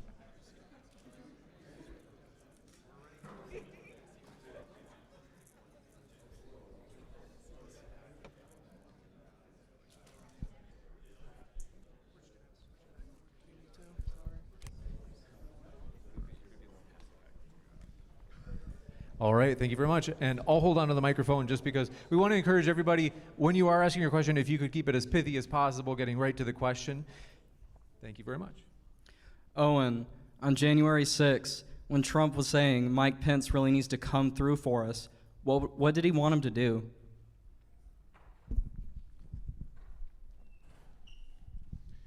So, leading up to the 2020 election, in the name of COVID, a bunch of states changed their election rules, and they didn't follow the actual laws to do so. They didn't go through the state legislatures. So Donald Trump wanted to have those things reviewed in a legal process, and he needed Mike Pence to refuse to certify the results so the legal investigation could play itself out, something that's happened multiple times in U.S. history. So also, they wanted to review signatures. They wanted to review mail-in ballots, which we now know, thanks to investigations that have been going on for the last 4 years, some ballots were sent from empty parking lots. Some ballots didn't even have signatures on them. And in fact, the illegal votes that were now discovered in Fulton County from 2020 outnumber the votes of margin of victory for Joe Biden. So that's what he was asking Mike Pence to do. Mike Pence should have did it. He refused, and so the rest followed. So then to reiterate, he was telling Mike Pence to not certify the winner of the election who actually won the election because of his delusional belief that there was voter fraud, of which you're admitting wasn't discovered, I guess, until years later, although that's probably bullshit as well. Pull it up, it's mainstream news. It's not. Can I ask for both? Yes, literally multiple lawsuits. All of them failed. Literally every lawsuit has been demolished in every state court. Yeah. All right, we're going to jump into the next one. All right, for both of you, what happens to the Republican Party if Trump wins this election? He can't rerun, so what happens after? Who knows? Everybody around the world, everybody in the United States is looking at the Republican Party for nobody knows what it's going to look like after Trump. If he loses, they don't know if he's going to run again. If he wins, nobody knows if Trump will just be happy to win and be a lame duck, or if he'll go full authoritarian monster mode and try to take apart as much of the government as he can, or what the Republican Party will look like afterwards, because the Republican Party has to fall in line to Trump, or he will destroy your career or destroy your media network, two things he's done before plenty of times. Who knows? Just real quickly, Georgia voting fraud allegations result in criminal charges. Georgia Bureau of Investigations, arrest made in Brooks County voter fraud investigation. So I can go on and on. Here's the 19 people charged in Georgia election fraud case. So it's a real story. But I'm sorry, did you say if Trump wins or if Trump loses? If he wins. If he wins. Well, I think what happens is probably the same whether he wins or loses. I think what Trump has done is he's basically remade the Republican Party, and so you kind of have the old neocon establishment type that you no longer see at Republican events anymore. George Bush is not a popular Republican. Dick Cheney is not a popular Republican. John McCain is not a popular Republican. Even Nikki Haley and Lindsey Graham get booed when they go to Trump rallies. So that's kind of the establishment right, if you will. The Republican voter base and really the populism that is behind the Republican Party has now, behind Donald Trump specifically, I think has now taken it over. So I don't think that's going to change. I think future candidates are going to sound more like Donald Trump. They're going to sound more like Vivek Ramaswamy. I think the message is going to be smaller government, true conservatism. I think the message is going to be stop funding foreign wars, foreign aid. I think the message is going to be bring back manufacturing, mostly common sense stuff. But I think that the thrust behind this populist movement is that we understand there's government corruption, we understand that there's mainstream media corruption, and we want a representative as our president, as our representatives in Congress, who know that, who talk like us, who think like us, and aren't going to be afraid to say it out loud. So I think it's kind of a permanent reformation of the Republican Party post Donald Trump, whether he wins or loses this election.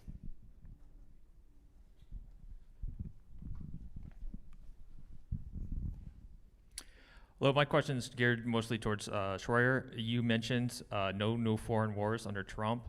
In 2017, on Inauguration Day, I deployed and we dropped a record number of bombs in a single deployment on Syria until our record was beat by the Truman the year after that. What do you mean no foreign wars under Trump? So are you referring to the airstrike on the airport strip? No. Which one are you referring to? The fight against ISIS during Operation Inherent Resolve. Okay, so I would say that was a war that he inherited. I would say he didn't start that war. I think it was an inherited war. Now, you can argue whether you think we did good in that or bad in that. We could sit here and argue about the Biden pullout of Afghanistan. I think these were wars that Trump inherited. The decisions he made to try to end them, just like the decisions that Biden made to try to end them, you can debate. But he didn't start any new wars. So I think that's the distinction here. These were wars that were already ongoing for years and years, past administrations, Obama, Bush, Republican, Democrat, didn't matter. So I wouldn't say that that was a started war. These were wars that he inherited. But I think that the general perspective to understand is that you didn't have the massive conflict in Ukraine, you didn't have the massive conflict in the Middle East, which we hope doesn't engulf us now, but they are now sending troops to both of those regions, and so I'd like to see that. I don't think there's enough being done by Trump either to stop these wars, to be honest. I'd like to see all these foreign wars stopped. I want to decouple from Israel. I want to decouple from the Middle East. I want to decouple from all of these foreign wars. I don't want anything to do with it. I don't even care if it makes us isolationists. We don't need the rest of the world. We can build everything we need here. We have enough energy here. I would decouple from all these foreign countries, internalize everything, and get out of all these wars to begin with. Do we get to answer as well or no? If you're able to keep the rebuttals as pithy Sure, as quick possible, rebuttal. because The fact that otherwise there were no wars going on is ridiculous. Crimea was still invaded and held by Russia. The civil war in the Donbass that was being supported by Russia was still going on. And in the Middle East, you had the occupation of Crimea was 2014. Obama. Okay, was Trump not president when it was occupied? Exactly. And then the civil war in the Donbass, where Russia continued to escalate by sending in more troops and more forces. Did that happen under Trump? So this is hilarious. Yeah, They exactly. say So Trump, pivot, Russia pivot. collusion. And then also for the Middle Can I East. answer? Are you No, going to you stutter didn't and answer. You're babble? not going to. No, He's you're gonna not going to babble answer again. He's because going to you're start not answering the babbling like a question. baby. That's why you're So doing a ramble they say right now. Trump, There Russia it is. collusion. When Russia collusion. Holy shit. We got our when did joggers Russia- on today. He just admitted when it. it came to the Middle He East, just admitted it. there was When also did- still oh conflict my in the Middle East. You had Iran attacking Saudi Arabia for the first time ever. You had the entire border riots, Great March of Return, lasted for about a year in Israel. And you still had all the conflict in Syria. So the idea that there was no conflict in the Middle East is also delusional. Okay, so again, the question was new wars. Russia invaded Ukraine when Obama was president. Russia invaded Ukraine again when Biden was president, not when Trump was president.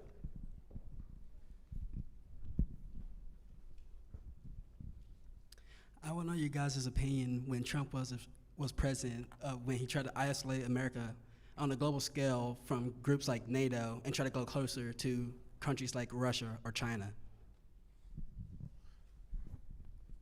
Autarky is basically this idea that your country can be its own country and not rely on the rest of the world for anything is stupid. It's subversive to the concept of America, the idea that we are a global trading partner, that we can ensure global peace and prosperity through ensuring trading lanes, ensuring these giant multilateral trade agreements so that we can have access to other people's markets so they can have access to our markets.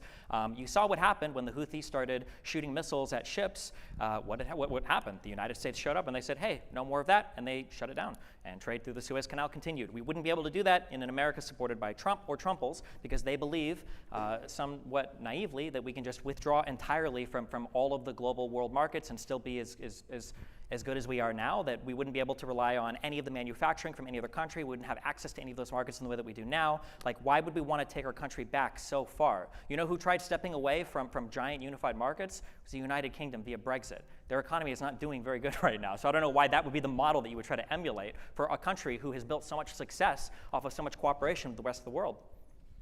The concept for America is actually independence, okay? It's independence. So yes, we can be independence. And I think we learned a lot from this recent port strike where they just ended it a couple weeks ago.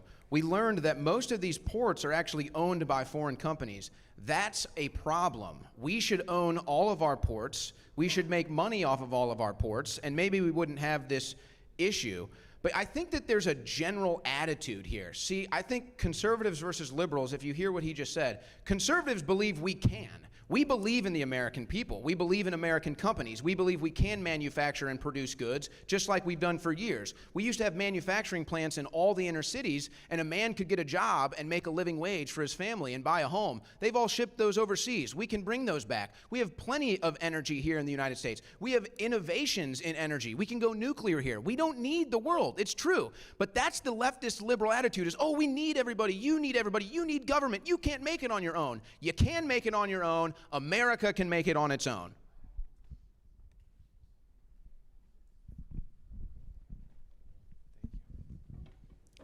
Hey, Destiny, I love the all green.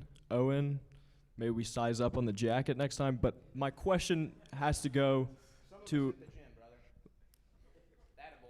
I'm getting there. Thank you. Destiny, you claimed that there was no money being given to foreign illegals for housing. They weren't buying houses. You're correct on that. But Christopher Rufo did a story. $3.8 billion from the ARPA, American Rescue Plan Act, was given to the state of Colorado, who in turn gave it to Boulder, Denver. They gave $5 million to resettle migrants. $350,000 of that a week was going out to migrants to pay for them in one apartment building. This was the CBZ, owned by CBZ Management in Aurora. Aurora, right? So this was the same building that was taken over by illegal gangs. I'm wondering how you can sit there and say that there's no American taxpayer money going to these people when they're there doing it and taking over our country, literally. Okay, so, I mean, there's a multitude of problems with the question, but I'll address the question in the best faith. I mean, if money is given to Colorado and Colorado spends that money on illegal immigrants if they choose to do so, I mean, that would be an issue that you would have then with Colorado and not necessarily the federal government. But also, you also said that they were spending the money resettling migrants. That doesn't sound like money spent on illegals. It sounds like money spent resettling migrants, which is not illegals. But if I take the strongest version of your question, I mean, it's pretty undeniable. I'm sure the United States in some capacity spends money on illegal immigrants. I know that we provide housing, we provide, I'm pretty sure, food stipends. I know there's like some card that these guys obsess over that asylum seekers get when they come in here. They're waiting for their court cases. Waiting time that would have been dramatically reduced, by the way, if they would have passed the legislation in Congress that they shut down because Donald Trump wanted to keep the border open for the election. I'm sure the United States spends money on illegal immigrants. I'm not saying they don't. I just think that the idea that it's just the illegal immigrants that we talk about are like fucking Captain America. Like, these guys come in and they have like 50 kids, and then they steal all of our welfare, and then they are buying all of our fucking houses, and then they're also working all of our fucking jobs, and they're like, I don't know how they can do fucking everything. I don't know if they maybe the reason why Biden did so poorly in the debate is because all the adrenochrome was going to the crazy, legendary fucking illegal immigrants or whatever. But yeah, I mean, yeah, I mean, I'm sure we spend money on illegals. I wish we had comprehensive immigration reform. I do think that spending money on America is important, and I think that's a good argument. I think that when you look and you see, okay, well, even if it wasn't $200 billion, Destiny, it was $20 billion. Why are we spending $20 billion in Ukraine when my neighborhood is fucking falling apart, or my city doesn't have the money to pay for these things that I think are important? I think these are good questions, okay? Democrats are not the ones that are trying to cut funding from schools and from cities and from infrastructure and from healthcare. When the fuck was the last time you heard a Republican say, we need to stop funding the war in Ukraine so that we can fund single-payer healthcare? We need to stop giving money to Israel so that we can do something about the homeless or the drug addicted or the mental illness in society. It's never like that. It's we need to stop funding here, and then we need to cut as much spending domestically as possible so that the fucking free market is going to take care of your problems? What, is Bezos going to walk you to the fucking ER and pay for your medical bill? Like, it's just insane. So I agree. I can understand. Like, we can walk and chew gum at the same time. The United States has a huge federal budget. We can pay for a lot of things. And I do think that sometimes our spending is a bit sad. But when you look at who's taking money away from spending on things like healthcare or childcare or any of the multitude of things that we need money spent on in this country, it's not Democrats, it's fucking Republicans. And the idea that cutting funding to some foreign war would all of a sudden open their hearts to domestic spending on welfare is ludicrous. Actually, I'm a Republican, and I literally just said we should take money from foreign wars and spend it on America. So I literally just said that. So you'd be for a public option over single-payer healthcare? No, I didn't say that either. Of course you didn't. Yeah. But if you have more money in Americans' pockets, they can afford their own health care. See, if you get the government out of the transaction, then Americans have more money. How does money going to Ukraine come back to American pockets if we cut the funding there? So if government has $1 million and they spend $500,000 on a foreign country, how much money do they have left? Well, the government, I mean, they run deficits. You should know Donald Trump had the So biggest the answer, deficits of all time. So the I mean, answer like, is $500,000 versus what could have been $1 million. It's basic math. But it's funny, he now admits that we do pay for illegal I'm sorry, immigrants. you said earlier So that the thank you rich for people that. are the ones who paid most of the taxes. So if Which the they government do. stops spending, then Which the they rich do. people are the ones keeping the money. Are they just going to give it to the poor people? Which they do. The rich people do pay the most of the taxes. So thank you for at least bringing a small fact check here, because that's what now he has to admit that, yes, we do pay for illegal immigrants. And we shouldn't pay for any. We shouldn't pay for a single illegal immigrant. And they love to play this game with, oh, they're migrants, or oh, they're asylum seekers. They rewrite laws, they rephrase things so they can get away with these excuses, and then use their buzzwords like immigration reform. We don't need immigration reform. We need to follow the immigration law. We have immigration laws in this country. There is a waiting process. There's a process you go through to become a citizen. That's what every person should come into America and go through, versus some select, maybe some circumstances where you come in here on a work visa when you already have a job lined up, or you have a job that we need. So they love to play these games. And by the way, yes, Colorado did have to request money from the Federal Emergency Management Agency. That was literally a request. They had to get the money from the federal government to pay for these illegal immigrants that are all over all of these blue cities. And by the way, you notice another thing too. The Democrats are always complaining about the state of the education in this country, and rightfully so. It's in the tubes. Who runs the education department? The Democrats.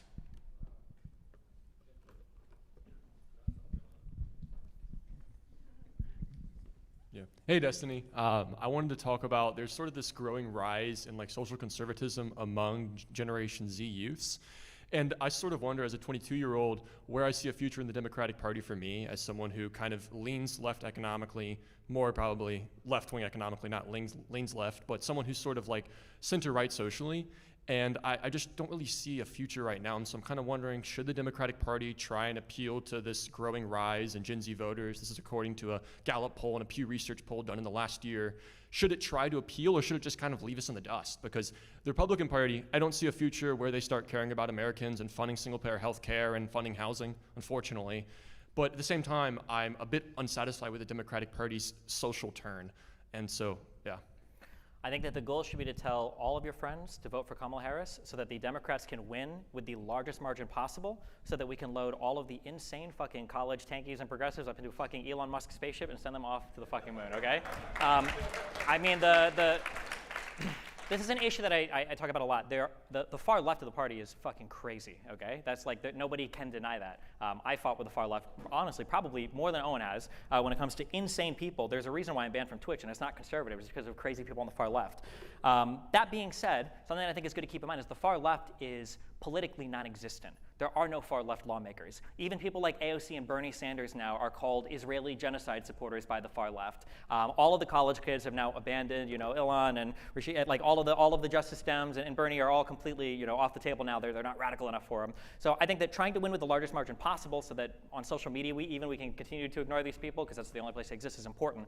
But the radical element of the Republican Party is like 95% of the party, okay? Like the last YouGov poll I saw, I think said that 25% of conservatives, probably Owen included, believe in satanic sex cults, okay, that like Hillary Clinton and Podesta belong to, okay, where they perform blood sacrifice rituals on children, all right?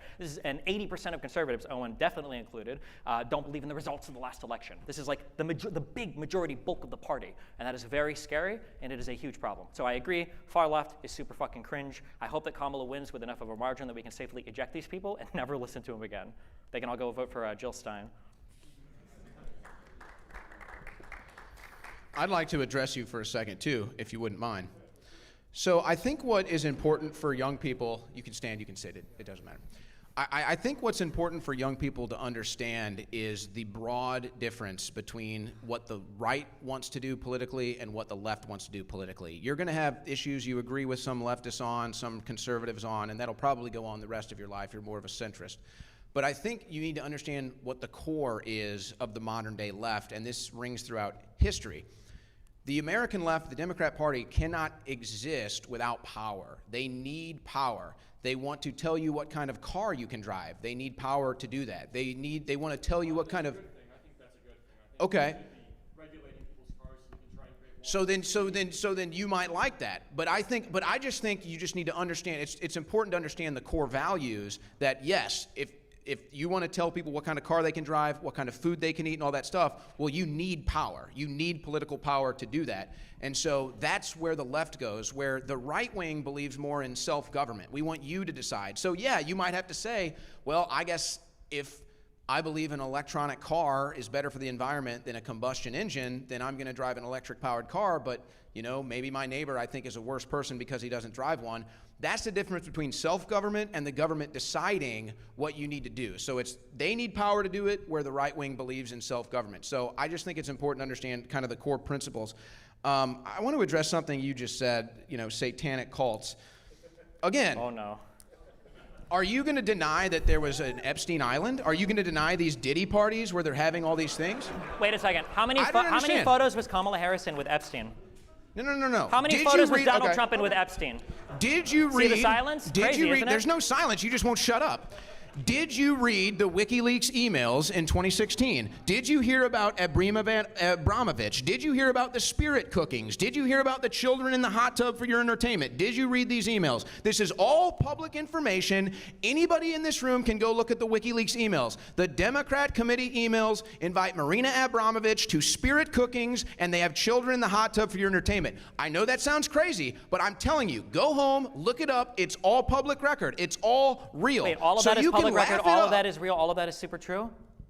Yes. Why didn't Donald Trump do anything about it? I wish he would have. So then why would you elect him again? He failed. Because I vote he fired Comey, he put in his own guy. He fired his AGs, he put in his own guys. See, you exist in a cult. I don't. I'm a pragmatic voter. The guy that you're advocating for is a fucking loser. He failed on everything you want. At least I can point to Biden and go, look at the CHIPS Act. Whereas Donald Trump said, we're going to tear up China and bring back manufacturing. Nothing happened. At least Biden got a bill passed and did something. Whereas Donald Trump said, we're going to do more for infrastructure than we ever have. He did fuck all. At least Biden passed the infrastructure bill, right? When Donald Trump talks, that's going he so fails. well. What's going so well? The infrastructure bill? Yes, it is. So there's been a ton of money, more than ever before, allocated to I understand. It sounds crazy, brother. Believe me. It's a great shirt. I'm sure he made some nice money off that shirt because he's a capitalist like everybody else. I'm just telling you, I would probably have thought I was crazy when I was your age too. But when you dig into this stuff and you realize your government is extremely corrupt, your mainstream media is extremely corrupt, most of the celebrities that we look up to are extremely corrupt, these are the ones that are telling you how to think. And so, yeah, I don't like that. I don't think you should like that. And you would be stunned if you saw what was in those Democrat emails that he's pretending is not true. So you don't have to call it a satanic cult, but you can go look. Marina Abramovich, spirit cookings, Democrat Party emails. You can make up your own mind after you read them. Why was Trump in a picture with Epstein? Why was he on the flight logs? Who cooperated with the FBI when Epstein was trying to bring girls into his trafficking ring at Trump's clubs? Donald Trump. Trump's clubs? Yeah, Donald Trump. Epstein was at Trump's clubs trying to recruit young girls. We know he's got security cameras in there because we saw all the documents from the Mar-a-Lago thing. So what, was Donald Trump just sitting there jerking off to it the whole time? Or? No, he was cooperating with the FBI. He literally cooperated with the FBI. And when did Epstein get arrested? He cooperated with the FBI. When did Epstein get arrested? Epstein got arrested. So now the Epstein thing is real. So see, now the Epstein thing is real. Now he has to accept that it's real, and now he's talking about it. Bill Clinton flew on Jeffrey Epstein's plane dozens of times. Donald Trump did not. Donald Trump helped bring Jeffrey Epstein to jail and prison. He's the only president that did so. Donald Trump cooperated with the FBI when they were investigating Epstein recruiting young girls. And notice all the people that were friends with Epstein, all the people that went to Epstein Island, all hate Donald Trump. I think everybody hates Donald Trump. I mean, that's not really a fair metric. I mean, like, even his last vice president hates him. I mean, everyone hates Donald Trump, but there were millions of people at the insurrection. Everybody hates Donald Trump, but he's the most popular person in the world. Yeah, everybody hates Donald Trump. Clearly, you didn't walk around campus today because a lot of people actually love Donald Trump. Yeah, because they got people like you brainwashing them. Everybody that's worked with Donald Trump hates Donald Trump. Everybody that spent time in office with Donald Trump. There's a reason why 42 of his 44 last cabinet members won't endorse him. The government. The government is part of the thing that what do you think America is? Do you think it's just a piece of land? What is the United States? Self-governance. But now when it comes to abortion, self-governance when it comes to what kids read in school libraries, when does the self-governance stop and the Christian virtue signaling begin? By the way, Christian virtue signaling following a man who doesn't even read the Bible, who can't even say John 3:16 when asked for his favorite Bible verse, a guy who cheats openly on all three of his wives and then steals campaign funds and steal campaign. Yeah, I know you love him because there's nothing he could do that would make you not love him. His ex-wives still love him. Yeah, I'm sure they do. That's why they divorced him. So, Man, that is just, it's hard to concentrate with so much yapping in my ear. Don't worry, it's how we all feel watching InfoWars. Or Oh, they all used watch to. InfoWars! They all watch InfoWars. I love it. So there you go. So Epstein is real. So first it's, a fictitious satanic cult. But now it's real. Now he admits it's real. So it's amazing. See, when things thought progress in the Epstein was a fictitious conversation, character before, eventually yeah. everything he has to admit, everything I say he eventually has to admit is real.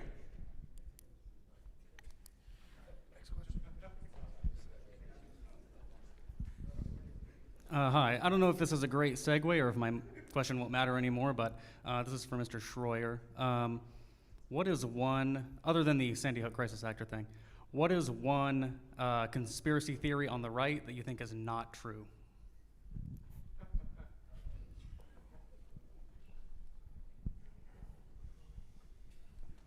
I mean, I don't think they used weather weapons to steer this last hurricane. That's a recent one. Past that, I mean, you'd have to be more specific. I mean, there's a lot of things. Basically, I would say if I don't report on it, I don't believe it's true. There's a lot of rumors out there about Tim Walz that I think are fake. So most of the Tim Walz stuff I think is fake. I don't believe it. So there's just a couple of recent examples.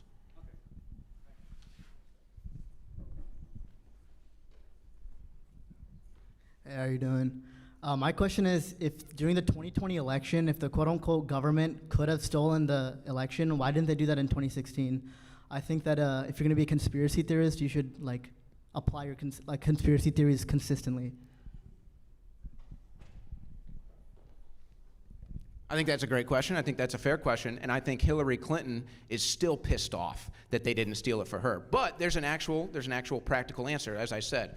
They changed the laws because of COVID, and they allowed all of these mail-in ballots. Millions of mail-in ballots around the country. Some of them were going to casinos, gas stations, empty parking lots. You didn't have that in 2016. You didn't have videos like in Philadelphia or in Atlanta where they shut down the polling locations and then people stay and triple count ballots. So we know what was different between 2020 and 2016. It's a fair question, but those are your differences. They were different. They were different ways they were counting ballots. There were different ways to vote, and that's what ultimately changed the results. But if you go back and you look at the graphs, this is going to be the thing that should blow anybody's mind. If you're a fair observer, go back and look at the graphs. In Georgia, Wisconsin, Michigan, and Pennsylvania, Trump was winning all day long until 3:30 in the morning, and the vote for Biden goes straight up. Right at the buzzer, straight up, and then they declare the states for Biden. Anybody would have to be honest with themselves and say that there's something wrong there. In Fulton County, the people accused of running the ballots over and over again were Ruby Freeman and Shay Moss. Will you own that opinion right here and say that they were triple counting ballots? No, they were actually not charged. They were what? They were not charged. So it wasn't them, it was somebody else? Yes. Okay, so the reason why he's very careful of that is because he's been through defamation lawsuits now. He knows because that I know the facts. He knows that Because I the know the original facts. claim that multiple ballots were counted, or that the same ballots were counted multiple times in Fulton County originated. It was fabricated, whole cloth, from Powell and Giuliani about Fulton County from those State Farm Arena videos. Not only did Ruby Freeman and her daughter Shay Moss sue Giuliani over that, Giuliani came out and said, yeah, I lied, but it was my First Amendment right to lie. And believe it or not, that doesn't actually work for a defense in a defamation suit. That's why he lost that case for $148 million, and like his business leader, Donald Trump, is now declaring bankruptcy.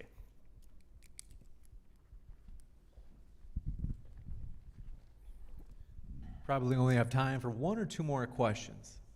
Awesome. Hey, Destiny, MAGA Republican. You talked last debate with Doyle about the dinosaur stuff, and then this debate with the dinosaur stuff as well. I don't know what's going on with the dinosaurs. I believe they exist. What's up with that? Do they not, or what's going on? A couple years ago, I was kind of depressed. I realized that, in the era that we live in right now, in the whole Donald Trump MAGA stuff, nothing personally to you, but it feels like nothing can ever happen again that isn't a conspiracy. And now every single thing that these people talk about is a conspiracy. The 2020 election was stolen. COVID was fake, but it was also a manufactured bioweapon. The vaccine, even though it was warp-sped by Donald Trump, was evil because it was something to do with billionaires and Jews, even though Israel is the country that had the uptake of the mRNA vaccine more than any other country. The mRNA vaccine was bad because it was this is a waste of time, man. Answer his question. Emergency use authorization, even though the monoclonal antibodies were great, even though it was the same thing. The issue is that every single one of these MAGA people, I'm answering his question. Every single one of these MAGA people. About dinosaurs. Yeah, because you guys all believe in insane, unhinged, crazy shit, and then you try to run away from it. You're on that's stage just because you're not too true. cowardly to own your fucking opinion, right? You won't own any of it. That's why you're up here and you're like, oh, well, maybe they don't have things to change the The hurricane, only blah, one blah, who blah. brought up dinosaurs Earlier tonight you said, was you. Earlier Can you answer said, the question so we can get to another question, Yeah, because I please? think it's worth it for the audience to see, like when media entities that, filibustering. by the way, are You are wholly aligned with you, filibustering. are fully funded by Russia, like Tenet Media, by the way. I think it's good to be able to show people. I think it's good to be able to show people what's happening. My bank records have been combed through, as he's mentioned, the lawsuits against me, the government's against me. So yeah, if there was anything sketchy there, they would have already found it. So I'm did just he- saying did it's he answer your interesting that question these about people all dinosaurs? align wholesale with you in opinion. Yeah, I just think it's funny that conservatives don't believe in dinosaurs. They think that oil is a self-replenishing thing. They think that we couldn't have gone to the moon. They simultaneously don't believe that we went to the moon, but they do believe in Elon's rockets. They talk about George Soros and billionaire conspiracies, even though Elon Musk wants to put a fucking microchip in your brain and he owns companies that are digging fucking tunnels beneath Las Vegas. Like, it's just insanely hypocritical. They believe in every single conspiracy theory. The wildfires in Hawaii were caused by Jewish space lasers. They think that every fucking war in the Middle East is some, like, I already answered the dinosaur. You guys don't believe the dinosaurs are fucking real. It's a debate. We're allowed to fucking talk. So here's what he's doing. Modern day Trump supporting conservatism is a big tent. That's what I want to point out. Is a big tent. So yeah, there's probably crazy people that believe this stuff. Not just big like enough for the there's crazy dinosaurs, people though. that believe crazy things about the right. These people all believe Trump-Russian collusion, which was fake. These people all believe that the Hunter Biden laptop was fake. It was real. Wait, Trump-Russia collusion, that was fake? Mainstream leftism. Wait, I don't know that what was he's fake? talking about with Democrats and dinosaurs or Republicans and dinosaurs. I don't know anything about that. That's not conservatism. That's some fringe people that happen to vote Trump because they still, even though don't believe in dinosaurs, are smarter than him. Was Roger Stone working with Donald Trump's campaign? Wow, the silence. There it is. Yeah, because he knows where this line of questioning goes. Yes. It wasn't. Wow, Trump-Russia Roger collusion Stone was not working with fake. There Trump. was Breaking collusion news. between Can we Trump's get another campaign question? and between Russia. It happened. Where do you think the DNC leaks that he's so excitedly talking about came from? They came from Russian hackers, and Roger Stone was talking to all of those people. It's laid out all in court indictments. Hey, so for you, big guy, a couple points and then a question for you, and maybe we close this out. You brought up marginal utility of dollars as related to Owen's flat tax proposal. That cuts both ways. There's also a marginal utility of services. You say that Democrats aren't for voter fraud, yet they're suing the state of Virginia for removing illegal aliens from their voter rolls. You say that the evidence of the January 6th insurrection is that people wouldn't go through the magnetometer and there must have been all these guns there. But if you actually watch the videos that you claimed, you would see hundreds and hundreds of thousands of people there that couldn't possibly fit on the ellipse, which is the size of this freaking room. Okay. So you want to make fun of Owen for big tech removing his First Amendment rights, and everyone around here wants to clap for him being imprisoned for being a First Amendment journalist. What's it like to be so intellectually dishonest? It sounded like the last question for Owen, but I'll answer it anyway. You're not allowed to break into the Capitol and try to prevent the peaceful transfer of power. Who was the first person into the Capitol building? That's because you don't know what the fuck you're talking about. So why the fuck are you asking me a question like you do? The first people into the building were the Proud Boys. You can watch it. It's all on tape. You motherfucking retards videotaped the entire thing. It's in 4K HD, 60 frames per second, live streamed on YouTube. They were covering it on InfoWars saying patriots are coming in. How did they do it? They stole a riot shield and they bashed in the window. You can watch it on video. Really? How much do you want to bet? You want to bet $5,000 right now? The first guy into the Capitol was let in by a police officer. You would have bet $5,000 on that right now. That the first person in wasn't charged with a crime, isn't on video bashing the window in with a riot shield that he stole from a cop? Exactly. That's why, because you don't have any money left to lose. Okay? No, it's bullshit. The first people that breached the Capitol grounds were the Proud Boys. It's all on video. The first people into the Capitol building were the Proud Boys. It's all on video. My politics it's have cost me anti-American and everything. treasonous. You hate this country. My politics have cost me everything, and I'm still up here fighting the good fight because I actually love this country, unlike this guy who's lost nothing. He's lost nothing except his integrity.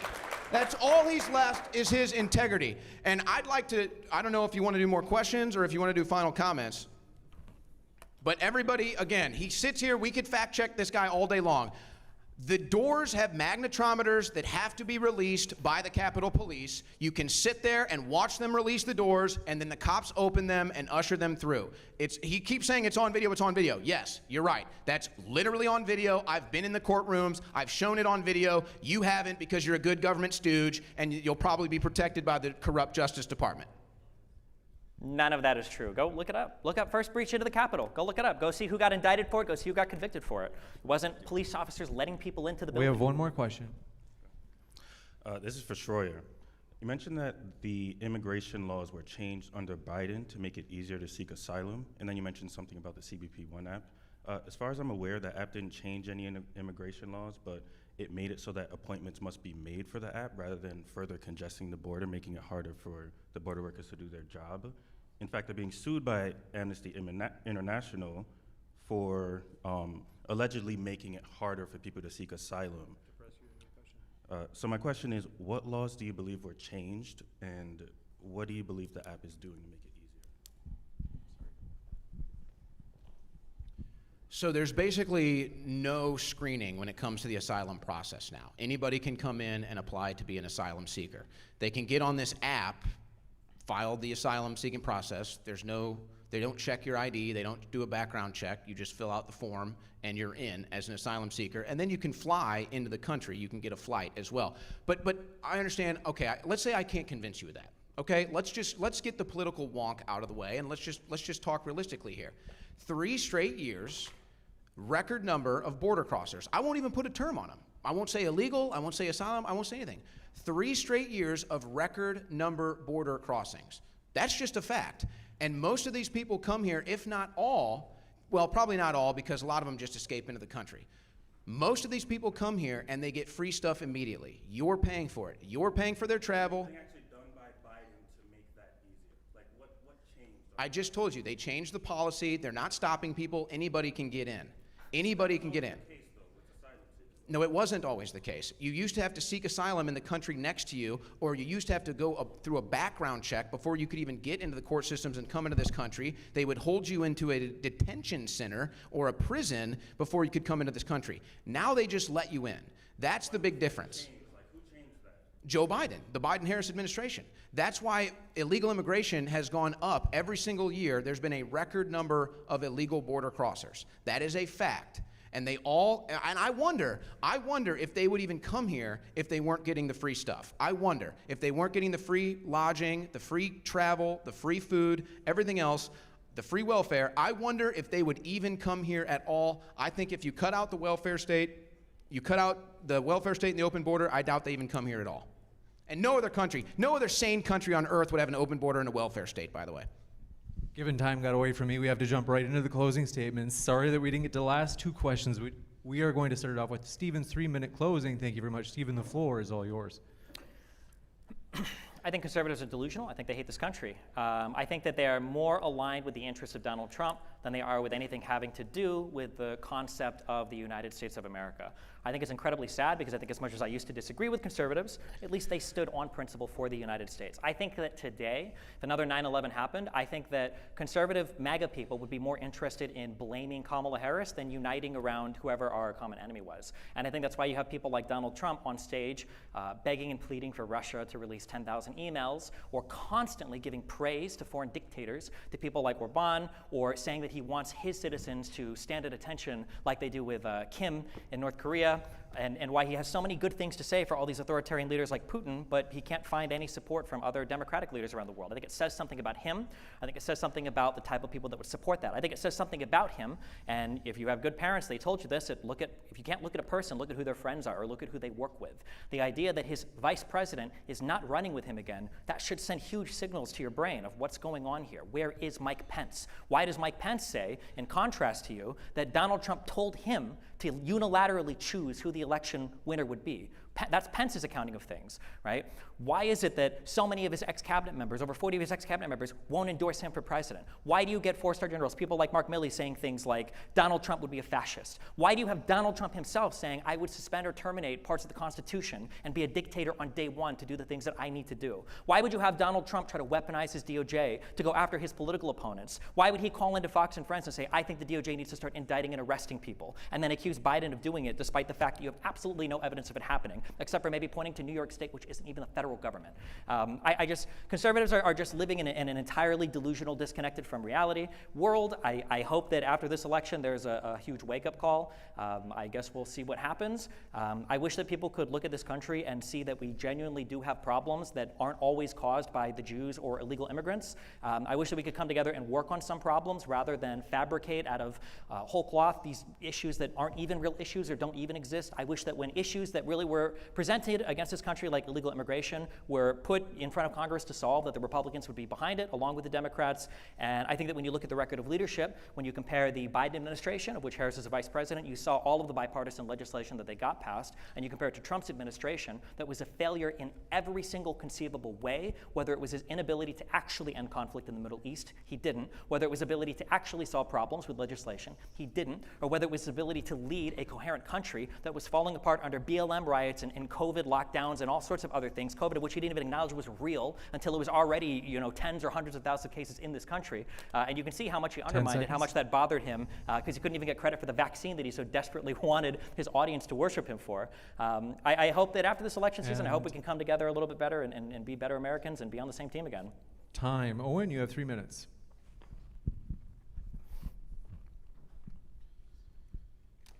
Okay. He says conservatives hate this country, yet look at my story, look at Donald Trump's story.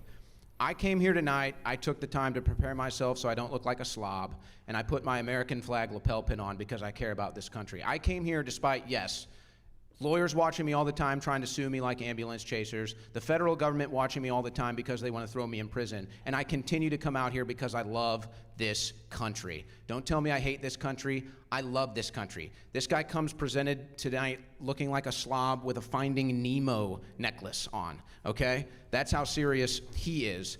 And by the way, how about Donald Trump? He's been shot at. He's had multiple assassination attempts. They go after his family. They bring him through the courts as well. And he's still fighting for this country. Let's not act like it's conservatives that don't love this country. It's flag-waving conservatives that sang the national anthem on January 6th. They sang the national anthem when Donald Trump went back to Butler, Pennsylvania, where they shot at him. You won't even hear a Democrat sing a national anthem. They kneel for the national anthem. They hate this country. Pretty much everything a Democrat says is projection. And by the way, on the vaccine thing, I disagree with Trump on the vaccine, but it's funny, you notice when Trump was president with the vaccine, Kamala Harris and everybody said, don't take the vaccine, it's the worst. As soon as Biden got in, they all loved the vaccine. Did you take the vaccine? I sure hope not. By the way, ask yourself this. How much money is spent on elections? Billions of dollars. Why? Why is so much money spent on an election? Because power. That's why. Power. So ask yourself in follow-up, are elections ever stolen? Is there ever any voter fraud? Can you really tell yourself no to these questions? Or are you going to sit here and believe everything the government tells you and everything the establishment media tells you? And you notice that's where he goes with everything.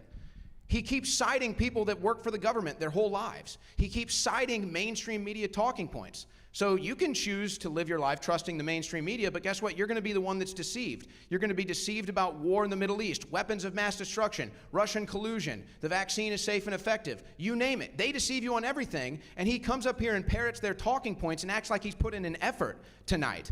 And just for clarification, Pence was not asked to decide who the winner was. He was asked to delay the certification. So let's just, again, get that straight. But in closing, I would say this. You have two choices. It's very simple. You can either be pro-establishment, pro-big government, pro-mainstream media telling you what to do, how to live, pro-government telling you what to do, how to live. You can accept that our government and our media has been corrupt for decades. Probably everyone in this room's entire life, our government has been corrupt. This is not a message for the right. This is not a message for the left. This is a message for Americans. We have a corrupt government. We have a corrupt media. That's what we're addressing. That's what we want to overthrow. Those are the people trying to stop Donald Trump. That's why I support Donald Trump, and I hope this reformation with a populist anti-establishment movement in the Republican Party is here to stay. Thank you very much to both of our speakers. Thanks so much for coming out tonight, folks. It's been a true pleasure. Drive safe. If you're watching online, don't forget to hit that subscribe button. And with that, I'm going to hand it over to Sean. Thanks very much, Sean. Thank you, James. Let's give a big round of applause for James, Owen, and Destiny, and everybody else here.